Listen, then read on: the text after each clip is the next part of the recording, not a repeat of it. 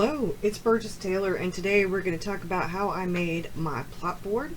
I've got a clip of the plot board that is going to come after this where I show you up close and personal that plot board. I went to the Dollar Tree and I bought that poster board. I think that's where I got it from. If it wasn't from there, then it was from Dollar General. They have poster boards that you can use as well. This is the one that I used. This is my plot board for the witchy novel. As you can see, it's bigger. I don't have the actual index cards on it. I have the tarot cards and I have some post-it notes. But what I wanted to do this time around was have a little bit smaller storyboard. And I do have post-it notes. I do have post-it index card notes. I have lots of different post-it notes. And I have plain white index cards that I will be putting on there. And I have colored index cards. So what I've done is add pictures. So I have combined my plot board with sort of a vision board. So it's the storyboard for me. It shows the story visually. I don't have all the index cards up there. I haven't finished putting those up there because I don't want to spoil the end of the novel for everyone. So it's day 2 of NaNoWriMo. And I thought, trying to do things a little bit differently this year. I've talked about different things during NaNoWriMo. I've vlogged. I've given you updates. I've given you advice. I thought I'd talk about more or less like a various amount of subjects during the month of November and NaNoWriMo.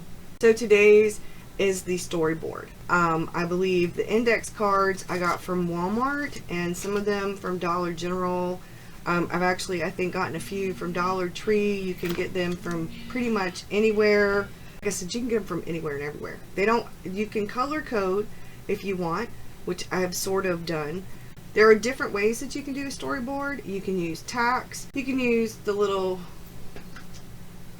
push pins. You can use tape. I used push pins in the other one. But in this one, I noticed that because I don't have it against the wall and I haven't put it on the wall because I don't have a wall to put it on, took the push pins out of it and I'm using tape now. You could technically do a storyboard on a cork board if you wanted. I might end up doing that one year. I could technically use the mirror that's on the dresser that's by me and use it instead of a poster board, which I may end up doing come camp NaNoWriMo.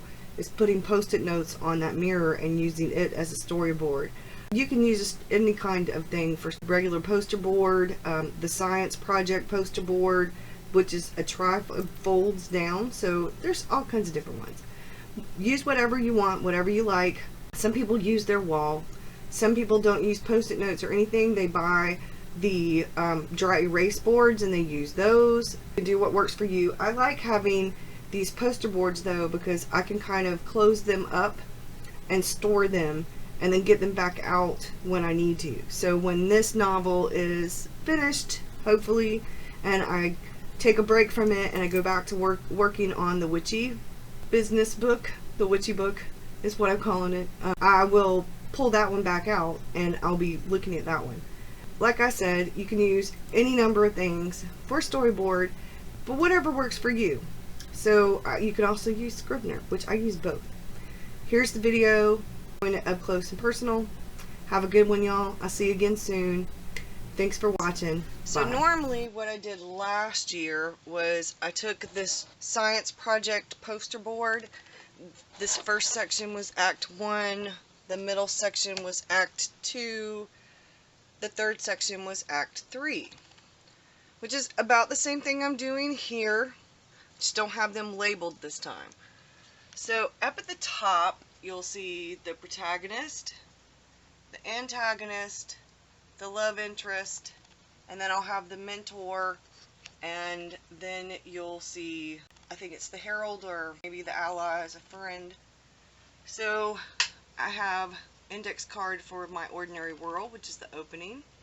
Have an index card for the call to adventure. An index card for the refusal of the call, an index card for meeting the mentor. Then we have crossing the threshold, test enemies and allies, and then I'll have the rest of the cards. They will be around here and here. And what I have done is, in addition to my index cards this year, I have a picture of someone. That's the person who's going to betray her. I have a picture of a barn with a big tree, and that's sort of the studio of where her grandfather's place is. That was her grandfather's art studio. I have a picture of a woman sleeping or lying in the bed. Really, she looks sad, very alone, very solitary. So this would be my main character. And then this is going to be, let's see if I can get rid of the glare, the love interest. And then we have what would be friends, allies. And I have this at the end because in the beginning, she's sort of a loner. And where this says test enemies and allies, there are going to be, that's why she should have actually been more, but let's see if I can get it without completely messing it up. No, I messed it up. She should have been right around here. I kind of wanted, you know, this should actually be more right here. But by the time this project is over and I have finished the novel, I'll have a lot more index cards on there. There'll be a lot more pictures on there. And that'll be for this novel. Now, the one for the witchy novel, it's set up the same way. I have the index cards. I actually have some post-it notes on there, which will probably happen this go around too. I'll add post-it notes as things happen. I just have basic information, like here for the love interest. So what I have done, as you can see, is do a basic storyboard. And it'll have, when I'm finished with it, it'll have an index card for every single main section of the hero's journey, along with a picture of the card that I pulled, the main card. The reason I did 2 cards for this one is because he goes, literally the love interest goes from being the devil in her eyes, sort of, symbolism there, to being a knight in shining armor. And so that's what I've done. I just wanted to do a quick show of the storyboard and why I do a storyboard. It's a visual representation of my outline, and I can glance at it and feel pretty confident that I'm headed in the right direction. And if I change things up, I can move them or move the cards around, or add cards to, or add post-it notes to my plot board, my storyboard.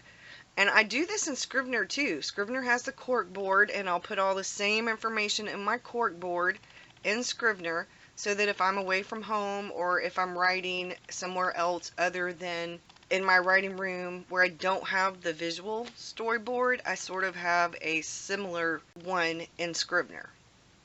I really like using a storyboard. Some people don't. I've combined this year the vision board for my novel with a storyboard. And like I said, I'll have more pictures as I come by them for more characters and things like that.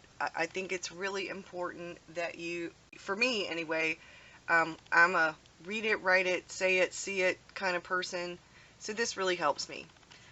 Good luck with Nano. This is day 2 of NaNoWriMo, and as of last night at midnight, I had 2,616 words. Have a good one. I'll see you again, y'all. Bye.